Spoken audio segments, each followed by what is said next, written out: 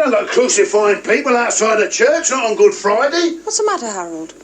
Eric's been blown up.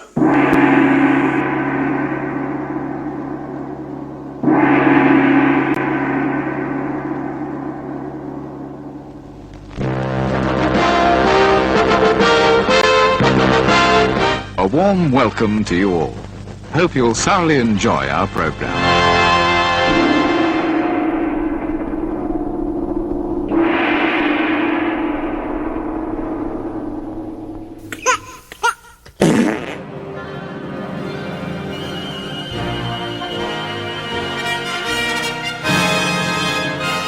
Oh, hello.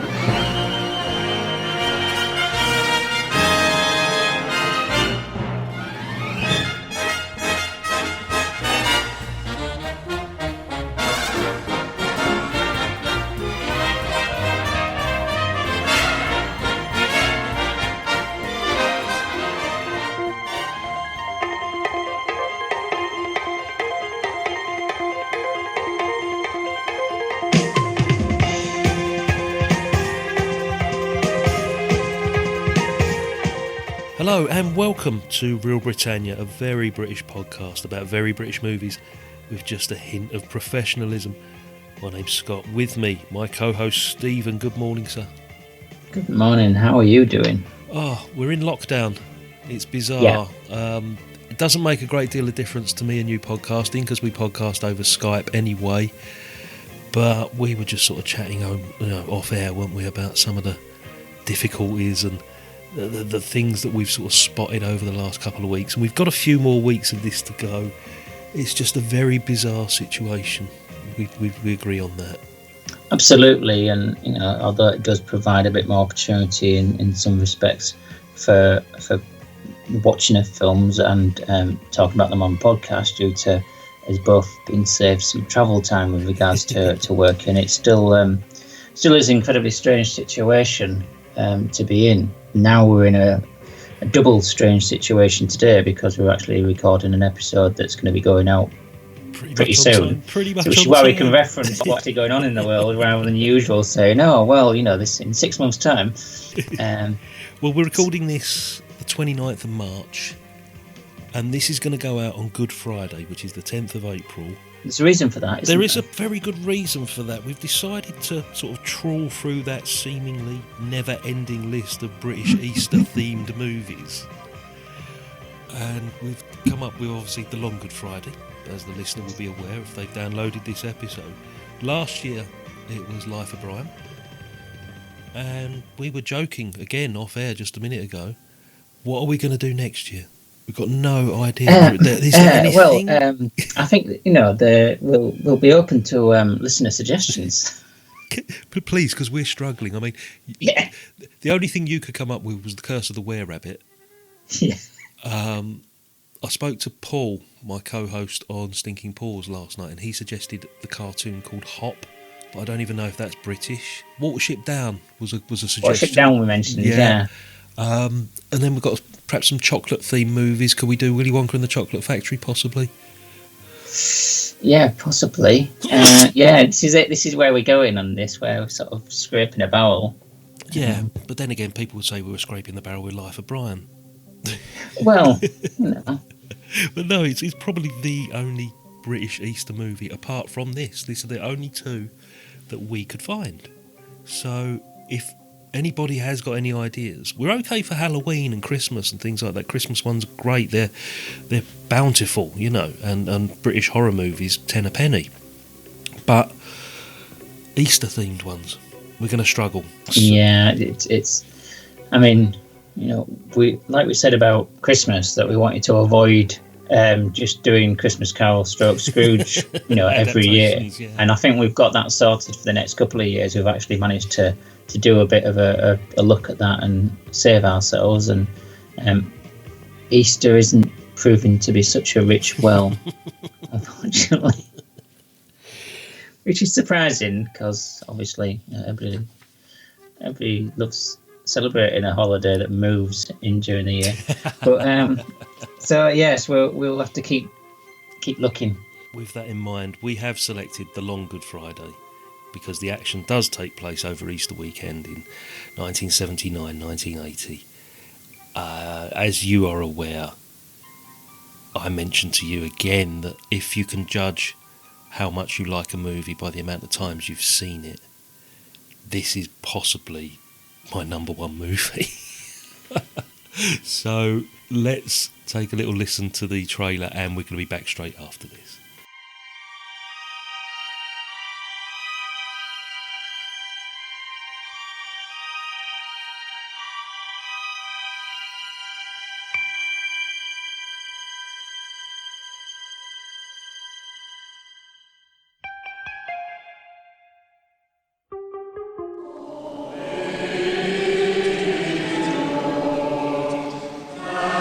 London, Good Friday.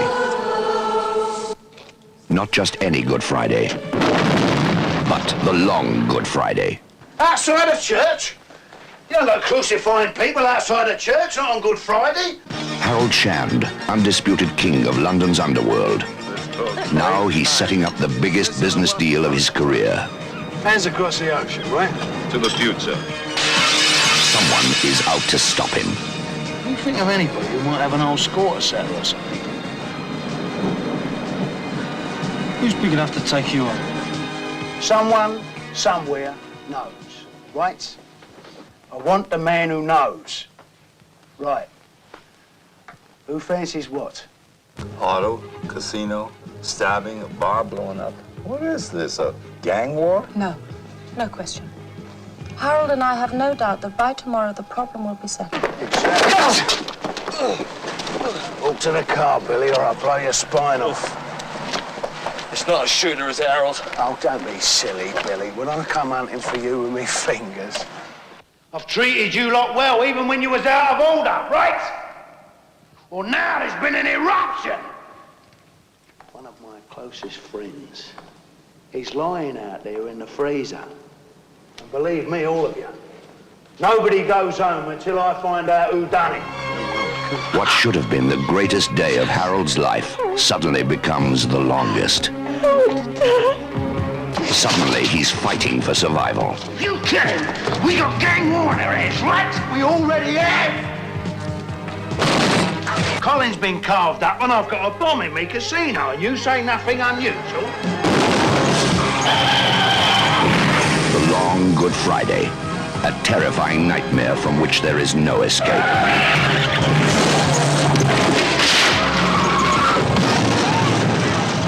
The long Good Friday. The Long Good Friday, released in the UK 1980, directed by John Mackenzie, starring Bob Hoskins, Helen Mirren. Kevin McNally's in there in a very brief appearance. You've also got Derek Thompson from Casualty, Brian Marshall, lots and lots of famous faces. Dave King, we may need to talk about him at some point. The synopsis is the late 1970s. Cockney crime boss Harold Shand, Bob Hoskins, a gangster trying to become a legitimate property mogul, has big plans to get the American Mafia to bankroll his transformation of a derelict area of London into the possible venue for a future Olympic Games. However, a series of bombings targets his empire on the very weekend the Americans are in town. Shand is convinced there is a traitor in his organisation and sets out to eliminate the rat in typically ruthless fashion. You've seen this before, not as many times as I have, but you're quite familiar with this, I take it. Yeah, like I said to you before, I have seen it before, but I don't think I've seen it for about 6 years. Okay. I think you've seen it 6 times in the last 6 years. 3. So, absolutely, there's not a reason why I haven't watched it within that time, other than the usual thing we say, where we've just been distracted by watching things we haven't seen before, really. Yeah. So this film, I can't dance around and pretend that I've come to this film with the idea that I don't already appreciate it and value it highly, because it's stupid to try and pretend that it's not a great film with massive amounts of merit in lots of different ways. So yeah, I was very happy for us to revisit it. And when you're talking about performance, you're talking about the structure of the plot, some of the cinematography, it's all there and exactly right. And although there were, obviously we know from going back into the 40s and 50s and things, there was, gangster films done. Yeah. This was the prototype for the modern gangster film, despite it having a lot of echoes of the sort of Edward G. Robinson and Jimmy Cagney era gangster films from the States. This was the first one that sort of combined the two elements, the British gangster film and the American gangster film, into something that modern British gangster films have kind of taken a piece of and run with, but they've not taken the whole, which is why I think this stands above pretty much anything that's been done since. Yeah, Hoskins has actually got that Jimmy Cagney snarl, hasn't he, in this as well, in certain scenes. You look at him and you think, yeah, we know where you got that from. It's lucky we actually saw this movie at all. Do you know the history of the sort of background to the making of it? Yeah, I'm aware that it was Lou Grade, wasn't it? And there was it managed to get picked up because he was going to either drop it or just release it massively cut on TV, and so it got sort of rescued in order to get its proper hearing, as it were, by Handmade. Yeah. I think that's the basics, but I don't know more detail. Basically what happened, it wasn't made by Handmade Films, it was made by Euston, which was the offshoot of Thames TV, responsible for the Sweeney movies and sort of those hard-hitting cop sort of dramas that we're used to. And it was originally going to be a TV movie, like a special, which, very rare at the time to have this sort of feature-length, quite big production, just under £1 million budget, based on a script called The Paddy Factor, which will become apparent as we talk about the movie in a second. And what happened, Lou Grade, who was head of ATV at the time, saw it. It got screened at Cannes, it got screened at Glasgow and the London film festivals and things like that. So it did have sort of this little sort of cinema theatrical release in preparation. But when Lou Grade saw it, he was really disturbed that he thought it glorified the IRA. So there was a number of different versions and cuts were made, including, quite surprisingly, all the references to the Irish element were taken out. So Bob Hoskins said it just made it a completely incomprehensible film, that version. And then for the American market, now you probably know this guy. Do you remember David Dacre? Yeah. Wasn't he in Boone? Yeah. Yeah. They got David Dacre to dub Bob Hoskins' voice with a Wolverhampton accent to make it more palatable for the American audience. Right? So there's all these different versions floating about.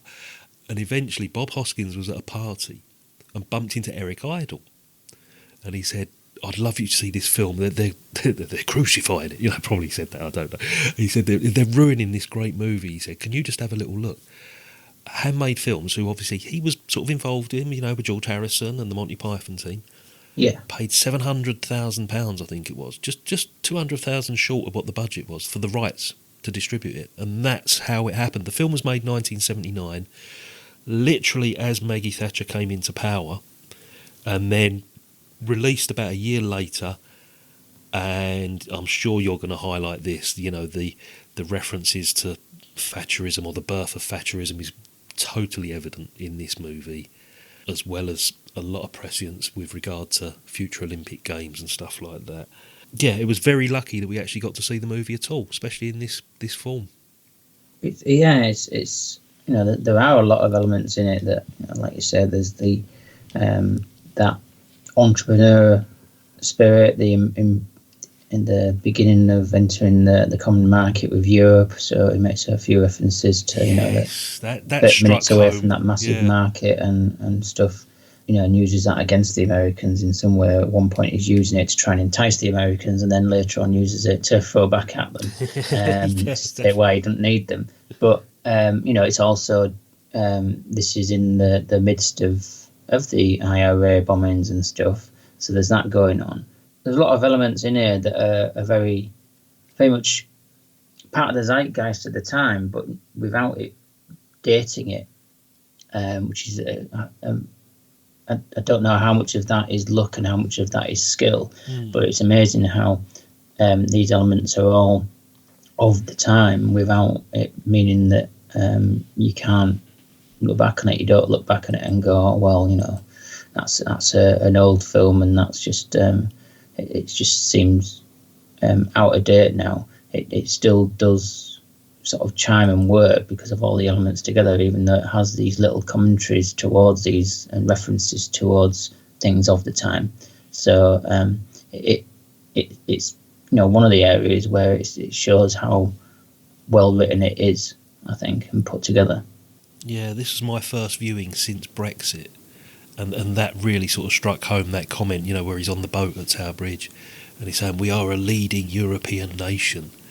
And I think, oh, blimey, it's a great portrait of a Britain that we remember well as kids. You know, as we say, approaching Thatcherism, and the sort of foreshadowing of what has happened over the last 30 years with regard to the redevelopment of the East End and the Olympic Games. I think it is a great little sort of historical piece. As much as I love it for the gangster side of things, I sort of watched it in a slightly different light yesterday. Bearing in mind it was God knows what viewing this was for me. As I say, I've seen it so many times. And it's fascinating that a movie that I'm so familiar with could still make me sort of sit up and go, oh, that's interesting. You know, I was finding stuff in it this time around that I'd seen 1,000 times before but had not really paid particular attention to. For those that don't know the story, let's just briefly give a bit more than that synopsis. Bob Hoskins, former sort of violent criminal underworld leader, wants to go legit. He's brought in the American Mafia, although they're not referred to as the Mafia very often, they're referred to as American businessmen, to help bankroll his dream of transforming London's Docklands into the venue for the 1988 Olympic Games. This is the bit that fascinates me, that how apt was that, how uncanny. That and the development of the area as well, being a sort of premonition of the Canary Wharf and all that kind of stuff as well. Yep, it's the whole big business thing moving in. Harold Chan trying to become legitimate, but the action takes place over most of a bank holiday Easter weekend, and members of his organisation, his firm, are being blown up and stabbed, and there's just general confusion as to, you know, is it somebody trying to put the wind up him because they've got an idea that the money's coming in from the Americans? Is it a test of his power from the Americans? And it just develops into this brutal, you know, the real Harold Shand comes to the fore here. You know, the businessman gets put aside and the thug inside him comes back out. And I absolutely love every part of this movie. It's great because it shows some initial scenes that don't have any context. You don't even know who these people are really. Yeah. And as then that's kind of put aside, and it moves on to a completely, you know, concentrate on a different character. Yeah. Who is the central character, and those bits are kind of they're in the back of your mind, but they're almost forgotten though, aren't they? I think. Yeah, they're put aside. Yeah.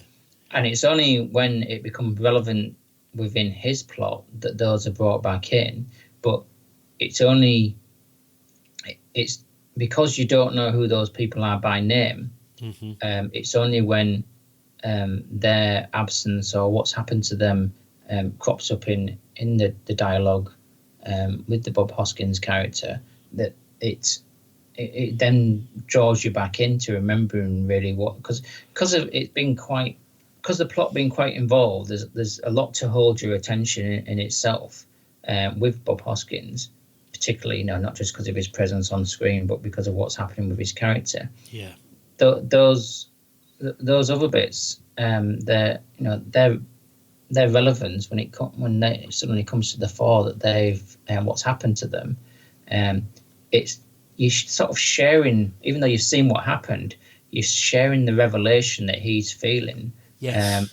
Discovering that they've happened, and there's a number of, as you said, there's a lot of micro expressions almost that are with Bob Hoskins right up until the very end scene, especially the end scene. We'll come to that at some point, probably near the end. But that's how well I think told this story is, and then also shot, that it brings those elements in such a way that you do kind of forget until they're relevant again, and then suddenly the enormity of what's happened is brought home to you. Oh yeah. Funny enough, I was talking to Paul last night for a future Stinking Paws episode on, of all things, Close Encounters of the Third Kind.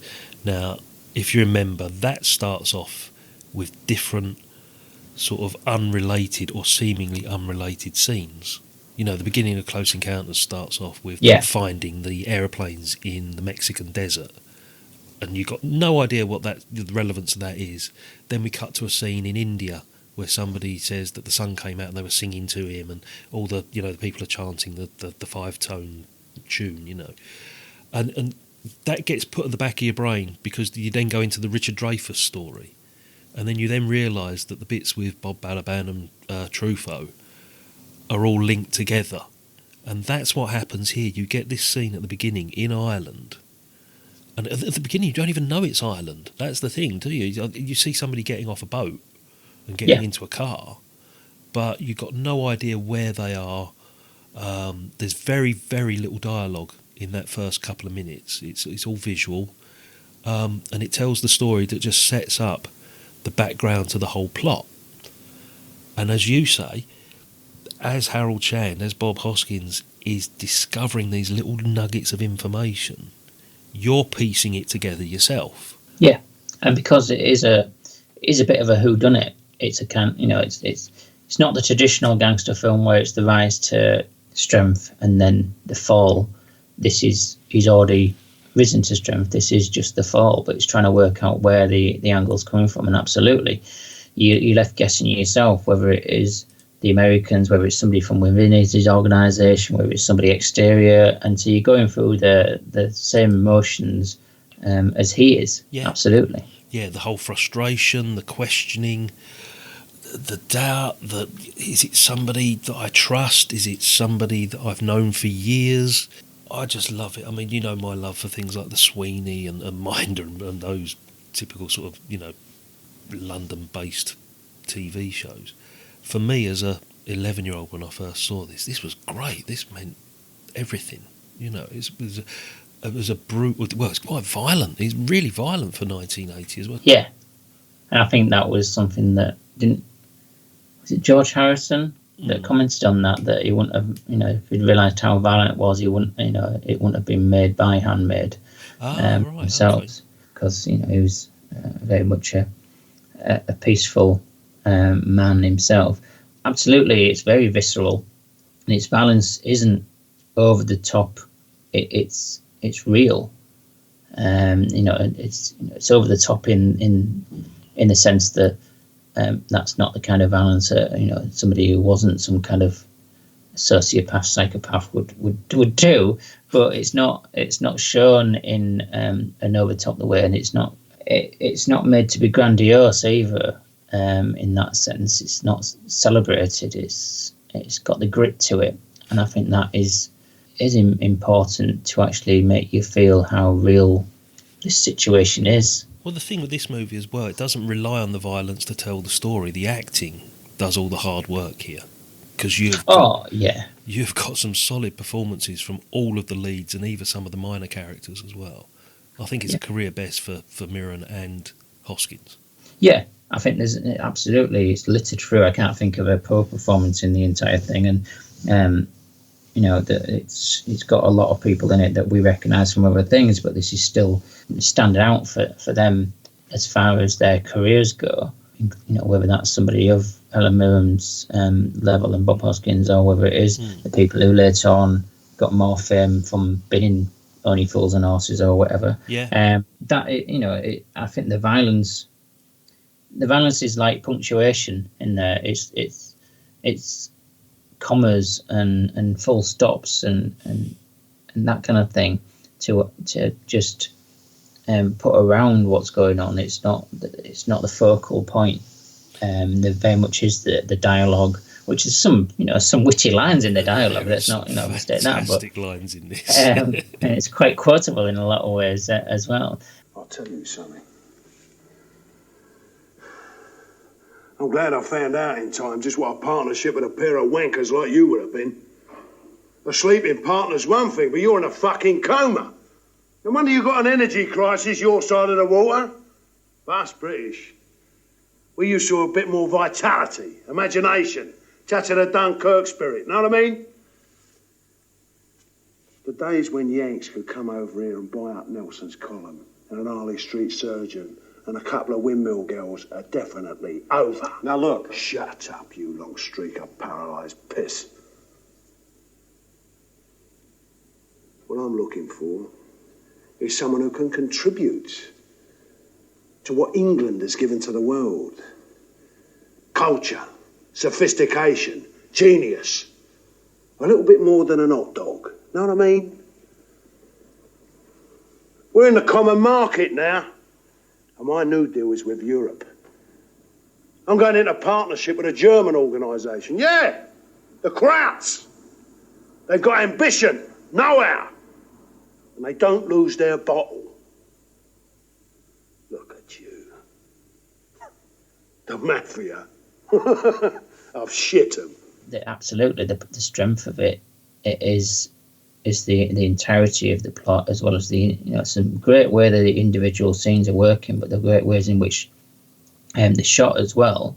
When he's closer to the edge of the things unraveling, and he's getting to the stage where he's realizing who he can't trust and things, and he's there on the boat, and the car you see drawing up through the window behind him when he's and although that would seem quite a simple shot to be doing, that seems like film school 101, but in actual fact the way that's been done feels like it's creative and actually making an incredibly good use of the cinematography in that sense. So it's a great film in so many details, but the acting as well, though, you're absolutely right. The performances and the people who are in this, just each of them shines. And although Bob Hoskins does shine out more than everybody else because he is the central character for all of this, I don't feel that he overshines anybody else in their performances. It's it's that side of things, like you say, certain parts of the cinematography, and in particular the performances, that actually elevate this above a TV movie level. It is a cinematic movie in every respect. You mentioned briefly, let's get this out of the way, because I don't think there'll be many inductees into the Village Hall of Fame this week. You mentioned a lot of familiar faces. Have we got anybody actually going into the Hall of Fame at all? We have. Oh, okay. I mean, we've got somebody making their 5th appearance, who's more of an extra in this, I think, which is Harry Fielder. Harry Fielder, okay. I don't recognise the name. Yeah. Let me have a look. Well, he was in Eagle Has Landed, Sweeney, Quadrophenia, Dance with a Stranger, and then in this, obviously, on Good Friday. Okay. So we've got 8 people who are making their 2nd appearances. Charles Cork, George Colaris, Trevor Lard, Patty Love. Don't know any of these. Oliver Pierre, James Ottaway, P.H. Moriarty, who played Razor in the film. Ah, yep. So he was also in Quadrophenia, and also a 2nd appearance from somebody called Helen Mirren. Yeah, never amount to anything, that bird. Yeah, she won't get anywhere. No, but we do have one new inductee, and it is the luminary that we all respect and love, and surprisingly he's not made an appearance previous now in the Hall of Fame, but Carl Howman. Quadrophenia, I know. What was the other one? Oh, he wasn't in Quadrophenia, no. He wasn't? No, Oh, he was in That'll Be the Day and Party. Party, of course. He was one of the lead characters, wasn't he? Yeah. So, yes, finally, Carl Howman. The mighty Carl Howman has been inducted into the Hall of Fame before Jacko Bob Hoskins. makes it. Bob Hoskins again. Yeah. The guy Well, it's all because of you. But my choices of movie, yeah. Don't blame me. I think Mark picked Party. Harry Fielder. Harry Fielder played the policeman, uncredited. Oh, right. As I say, I know he's more background characters. He's not lead characters. Yeah. So, but yeah, so we've got those. I mean, obviously, as we've made reference to, there's a number of people that we know from other things that have made their appearances. I mean, one of the most celebrated ones from this, and I think he got quite a high billing on re-releases in other countries subsequently in years gone by, was Pierce Brosnan, who says one word in the entire film and is only credited as first Irishman. But yeah, he gets given third billing and sometimes on some of the posters. This is his first credited movie appearance, isn't it? Yeah. I believe. Yeah. So, but yeah, obviously, prominently in this we have Derek Thompson, who British audiences will know, even if they don't watch the programme, they'll know him from Casualty. God, he's been in it since probably the year after this movie was made, hasn't he? Yeah, 20 odd years, yeah. Paul Freeman, who plenty of people will recognise from a multitude of films, who he gets, dies early on in this film, but he's... It was Raiders of the Lost Ark, wasn't he? Belloc. Yeah. So we've got him. Kevin McNally, as you said, he pops up in a number of things. We know... I saw him at the Globe Theatre a couple of years ago playing King Lear. So he goes from very brief bit part to, Shakespeare's finest. Great, I love Kevin McNally. He's absolutely... He's a good character actor as well. We've got Darrow O'Malley, who people will recognise as Sharp's best friend in the... Never watched Sharp, but he's credited as second. He was in every series of that he was in. Right. Obviously, we're also Brian Hall, who some people will recognise as the chef from Fawlty Towers. Towers, yeah. And also, blink and you miss him, a very, very young Dexter Fletcher. Guarding the car, yeah. Guarding the car. And then, as you've said as well, there's Dave King, who... Dave King was more famous as a singer in the 60s and became an actor and did a lot of these sort of Cockney roles throughout the 80s. Eddie Constantine, the Mafia boss, probably best known for movies that he did in the 50s, sort of a lot of film noir gangster stuff, ironically. Did a couple of French movies as well, didn't he, in the French New Wave? I think, was it Alphaville or something like that? I'm sure that was him. Yeah, it was. Is that him? Yeah, and then you've... Pretty sure. Yeah, and then you've got Denzel from Only Fools and Horses, which you alluded to earlier. Oh, of course, yeah. And again, a very young pre-EastEnders, Gillian Tailforth. Oh, Gillian Tailforth, I forgot to mention her, who, she's obviously more famous for EastEnders and her antics in cars. But yeah, absolutely. Again, another famous face from long-running television. Oh, kids of a certain age might remember Christopher Biggins in On Safari as well. If you, that's one to drag up. Contemporary reference for the kids there. Yeah, to drag from the back of your memory banks there. And there was somebody else I was going to mention. Who else was it? You've mentioned Dexter Fletcher. It was Alan Ford. Can be seen briefly. Who goes on to play Bricktop in Snatch, yet another gangster movie. So, yeah, Pierce Brosnan, famously, it's his first credited movie appearance. Bob Hoskins, prior to this, it appeared in Pennies from Heaven, the TV version. I remember him doing this educational thing in the 70s I think it was called On the Move, teaching people to read. Yeah. So this is his breakthrough performance. Helen Mirren, up to this point, she'd had a few acting roles, hadn't she? She was in that, was it Age of Consent with James Mason and a couple of other things, but it's mainly sort of a stage actress up to this point. So this is the springboard for both of their careers. And a lot of the other people didn't find success cinematically, but as we've just mentioned, certainly went on to a great TV career. A lot of these people. Pierce Brosnan took a while, didn't he? Because I think it was Remington Steele before he really became a star. But then didn't he do The Fourth Protocol with Michael Caine a couple of years after this, didn't he? Yeah, so. Yeah, he was in that, and because that, I seem to remember there was some, was it Fourth Protocol that him and Hoskins...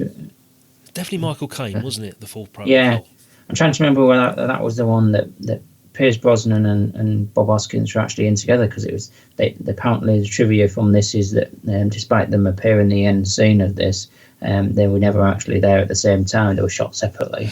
So it wasn't until they did, I think it was a fourth protocol, that that was actually finally they were actually in the same room together.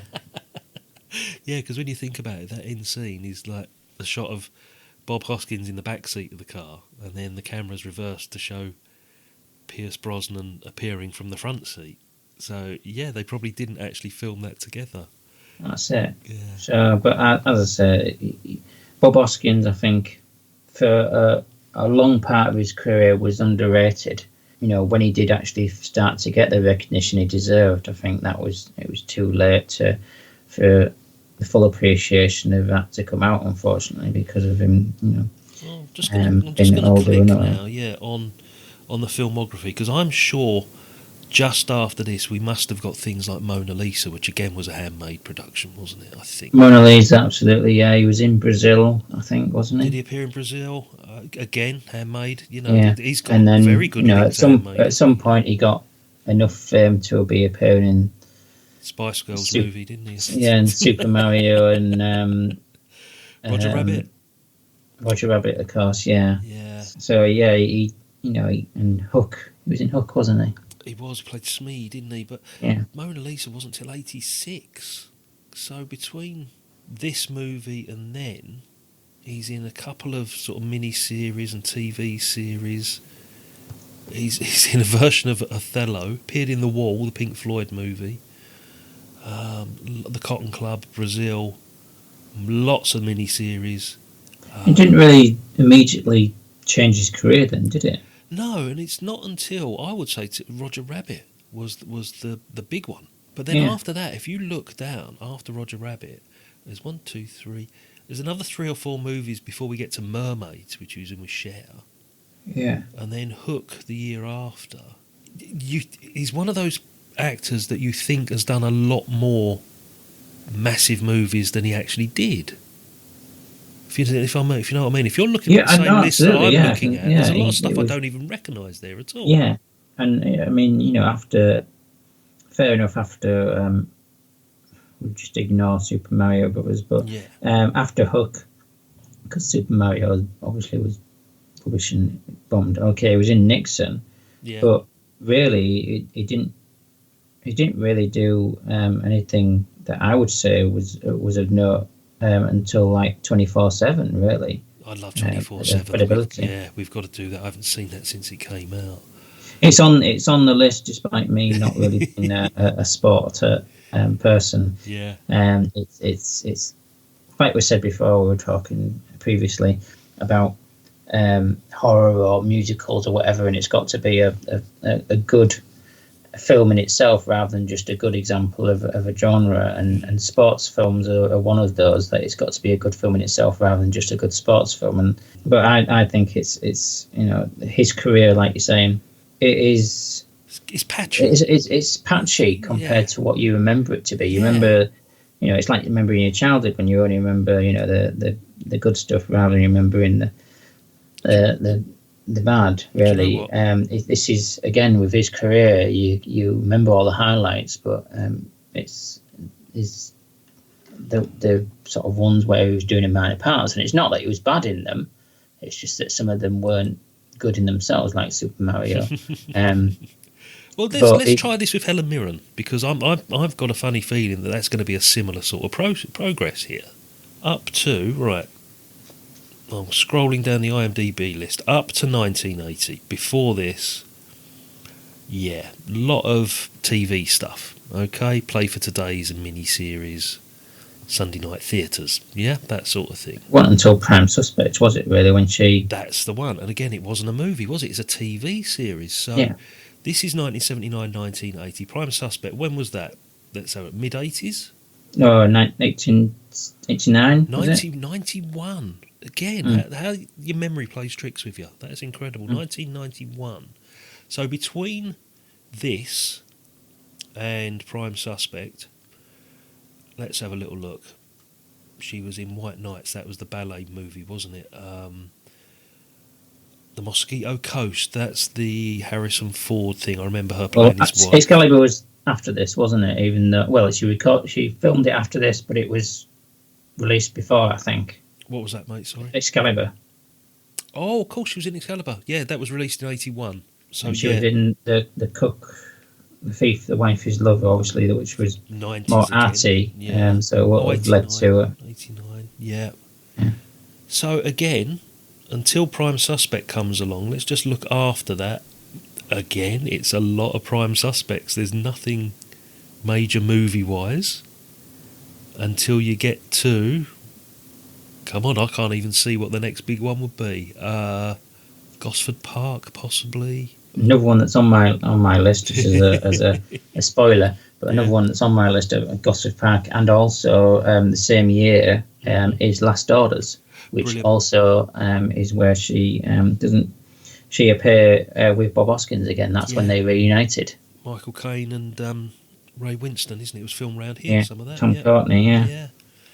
And again, not patchy as such, but not as impressive as you remember. Possibly, there's some big films. Absolutely, yeah. It's but it's only now since the sort of the damehood coming in where she's got elevated in that sense as a peerage, but also I think she's now been seen as being one of the elder stateswomen of British acting. And we're not saying that these are bad performers, or we're not denigrating their ability in any way. It's just that if you were to actually look at the filmography for the pair of them, I think patchy is probably the best word to use here. It's not as impressive as we remember.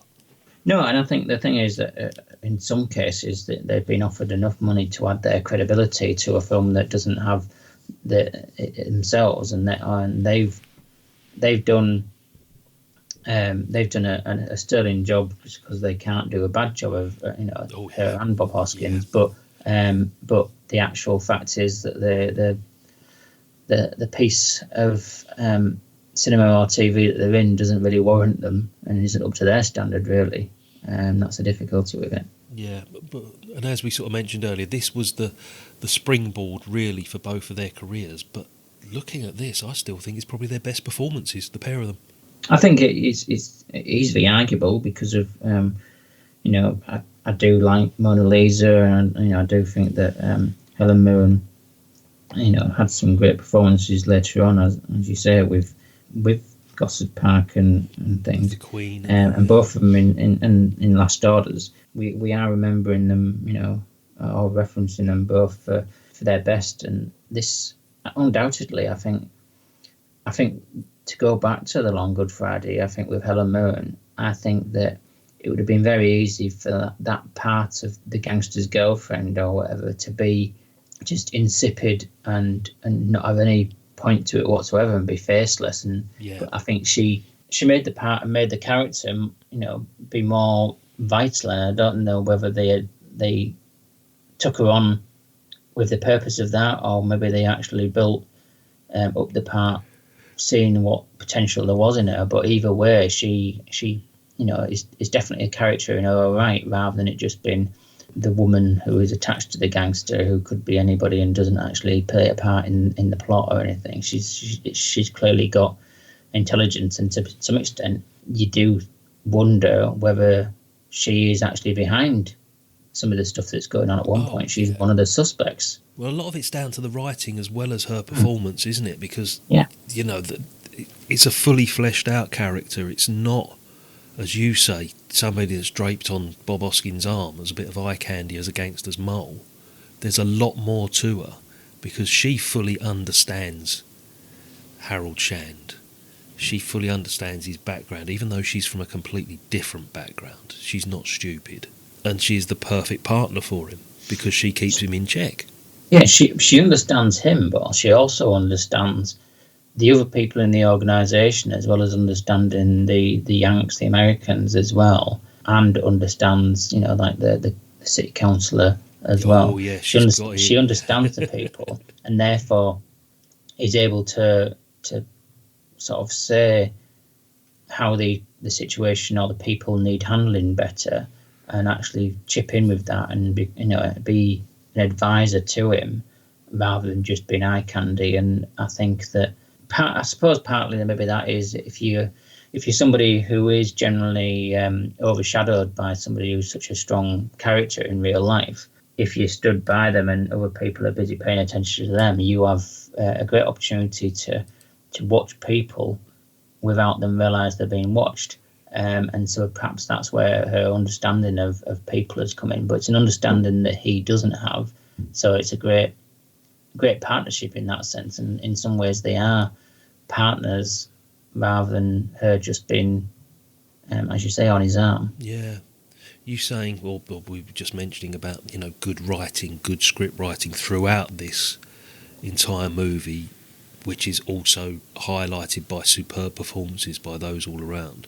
Let's jump to the ending where there is no dialogue, there is no script direction. Must have just said, Bob Hoskins sits in back of car, looks worried, right?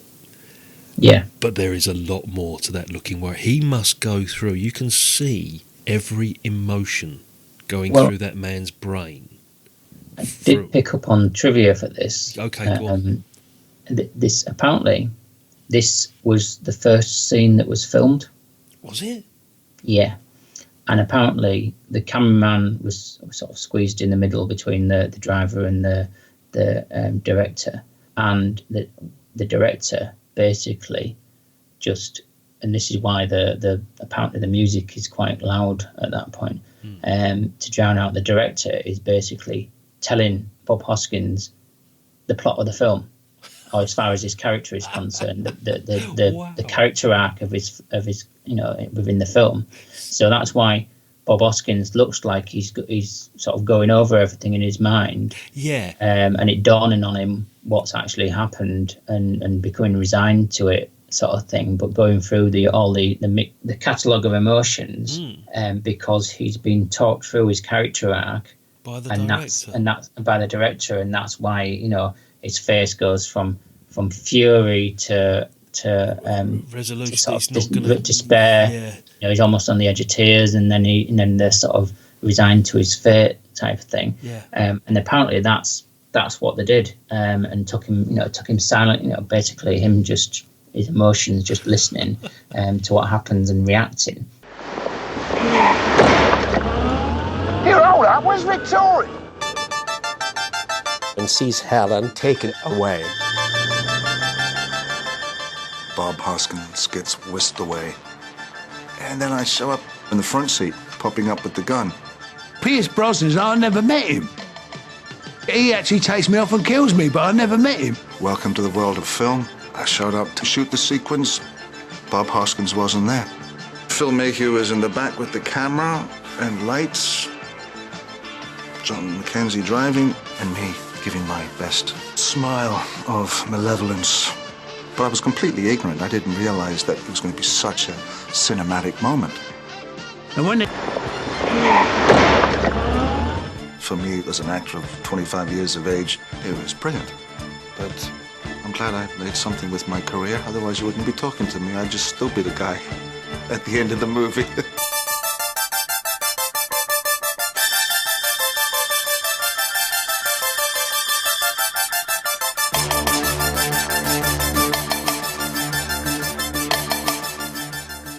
Great way to end a movie. The music, as you mentioned as well, throughout this movie is a great 80s score. As well as having like a fantastic ending to the movie, Bob Hoskins has the best entrance of any character in a movie. It's up there. Just him coming off. It's almost like Saturday Night Fever, it's strutting along through the, Heathrow Airport, getting off Concorde. Yeah. Just that look of like, this man means business. I don't know anything about this man. Yeah. It's very much walking on. I mean, it's for somebody who is shorter and a little bit more rounder in a way that Bob Hoskins is seen.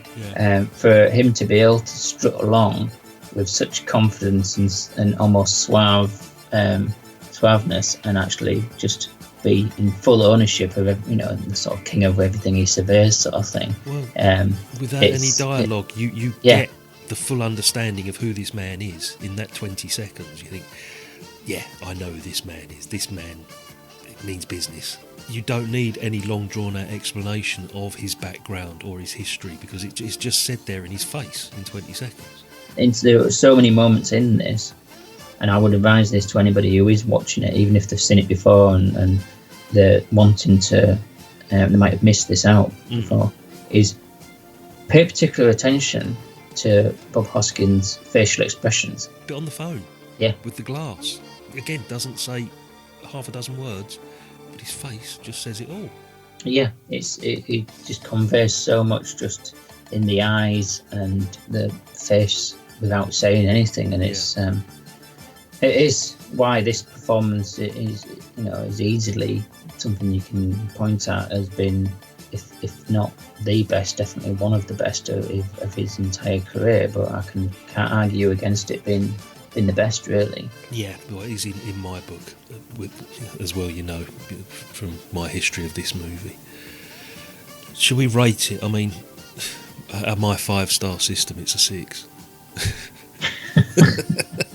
10 up to 11. That's the only way I love this film.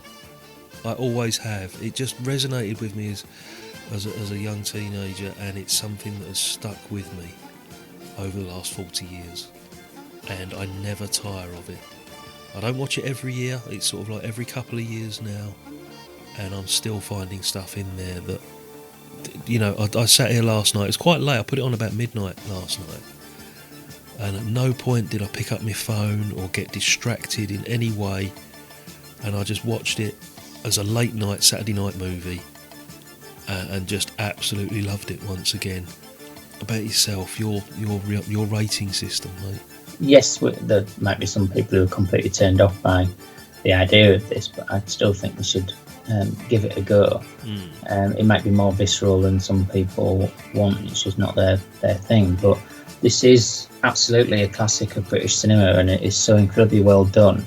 I think that this is something that people should be going out their way for, and in some respects I do think that because of what we were saying before about the detail in the expressions, that it would benefit from being seen on a bigger screen, even if you want a cinema, just rather than watching it on a laptop and watching it on a big telly screen. At least this is one that I think not just is key to the history of British cinema and the career particularly of two luminaries from British cinema, but in itself is an incredibly well told story and an incredibly well performed story, and the way it's shot is a good example as well. I think there are a lot of people out there who have subsequently, I think, taken this as a springboard for their own imaginations as far as filmmaking, directors and such like, and some of them have diluted elements from this and think that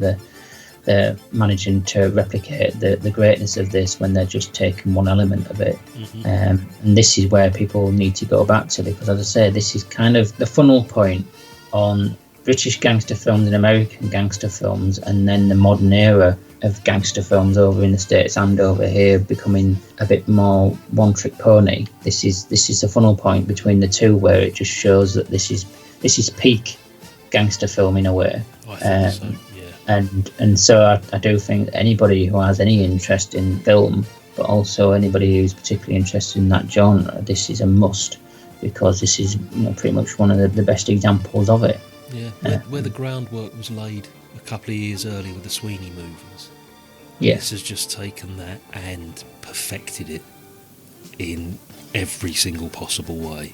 I think it's quite an important part of British film history. It's a marvellous snapshot of Thatcher's early reign of a Britain that was on the verge of something completely different, something we hadn't seen before. From my sort of London point of view, my eyes, I love looking at that dock scenes and things like that, because my father worked on the docks. Yeah, it's an important. I think it's an important movie in just the careers of, as you say, of Bob Hoskins, of Helen Mirren, future stars that will go on to really, really successful TV careers. Certainly influenced people like Guy Ritchie, and whether you like the Guy Ritchie movies or not, Long Good Friday is definitely part of everything that he's ever made. I cannot recommend it highly enough, but that is my own personal opinion. I agree with you that it's not going to be everybody's cup of tea. They may be put off by the fact that, it's a British gangster film. Give it a go for the point of view that you're seeing two of Britain's finest actors sort of at the start of their careers before they go into something massive. But I think it's their best performances. This is a peak in many ways for a number of people's careers. Virtually any of the actors and actresses in it. Yeah. I think this is, it's a peak as in the genre of film and just as a great film in itself without the genre side of things.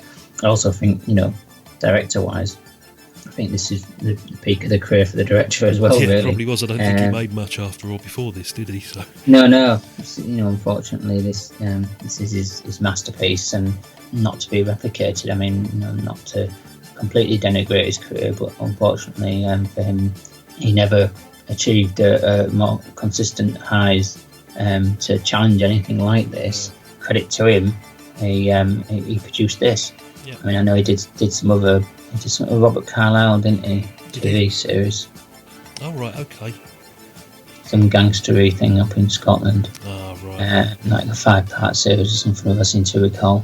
Well, which was very credible and well done, but it didn't reach the heights of this. And I think this is because all the elements together were there for this, and this was the peak for any number of people. So it is definitely one that people need to make the effort to see. Well, just having this on your CV is good enough in my book, mate, to be honest. Absolutely, yeah. Just to say you had this. With a bit of luck, this episode is going to be broadcast or released on Good Friday itself. Do yourself a favour after listening to this episode. We haven't given anything away. There's no spoilers throughout this episode. Get yourself a copy of it. Go and have a watch of it over Easter weekend. I think you'll be in for a treat. I think you'll be mildly surprised at just how good it actually is. Shall we take a little break and we'll be back with what we're watching next time? Yeah.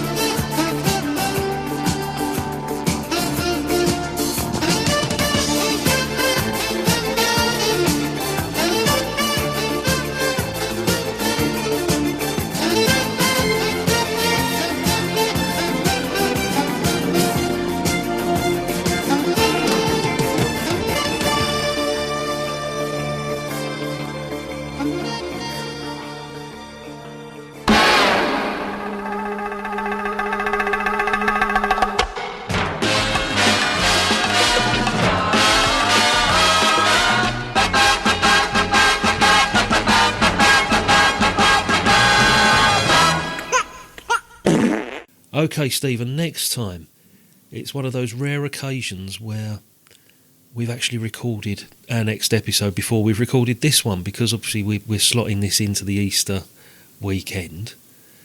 And it's one of those marvellous episodes where we have a guest on board, and we've invited back Mark from the Good, the Bad and the Odd podcast.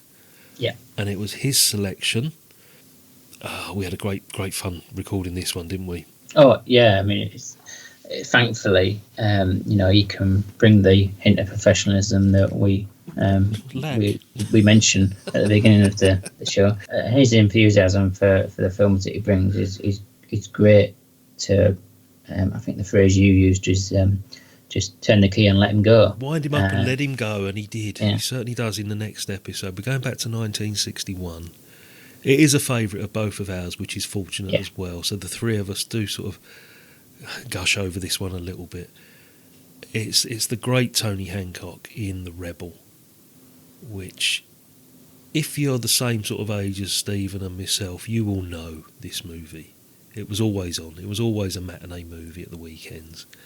And we went back to it, having not seen it for a couple of years each, I think, mate. We hadn't seen it for a little while, and it still holds up. Excellent Galton and Simpson script. Lots of famous guest stars in there, like John LeMessurier and people like that. I think George Sanders is in it. That's our next episode, The Rebel. That should be with you next week. Just as a little bit of a heads up, we've got From Russia with Love after that, and A Prize of Arms, which is the one we do with Anthony from the Glass Onion John Lennon podcast as well. After that, we're not going to let you know, because obviously we sort of reveal at the end of the episodes where we're going. Stephen, it's been great talking to you about one of my favourite movies today, mate. No, I've enjoyed it, and obviously the film is a great film anyway. Anytime to be able to tell people how good it is good. But to be able to discuss it with you, with your obvious enthusiasm for it, it helps, because occasionally you get a film that is this great, and you try to be enthusiastic with people who don't really know it so well or don't know it all, and they think that you're mad. So so being able to discuss it with somebody else like yourself who's also mad means that it makes things easier for me to be able to go, no, it's not just me. So it is very popular itself. It's not like we're the only ones that do find it. But some people are missing out on that. I think so. And as we are rapidly running out of British Easter themed movies, we may end up reviewing this again next year. Who knows? I've got a funny feeling it's going to be Watership Down next year. I'm getting that feeling myself. Yeah. Because to be honest, didn't we decide last Easter that we were going to do this one this year? We'd already selected the Easter episode a year ago, hadn't we? Yeah, and I was thinking, within the year we'll already have in our minds what's going to be the one that's the following year, but we've got to that point now and we haven't. Struggling. We might make a decision off air once we've finished recording here. Stephen, thanks for being here. Have a happy Easter, my friend. You as well. Enjoy your chocolate eggs. Take care. See you later. Take care. Look, Harold, I've been here all night. Look, what's up? Someone's been playing Guy Fawkes and my roles and a touch of Jaws in the Lido. That's what's up, mate. What about Eric? Eric? You heard. Well, he doesn't like Colin. I mean, queers get right up his hooter, you know? After what happened this morning, you'd have to find his hooter to get up it. Hey? Something up with him, then? Well, let's put it this way. Apart from his arsehole being about 50 yards away from his brains, and the choir boys playing Hunt the Thimble for the rest of him, he ain't too happy. Absolute shower. A positive shower.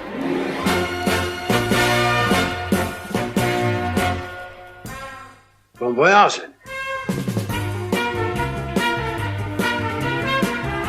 Goodbye!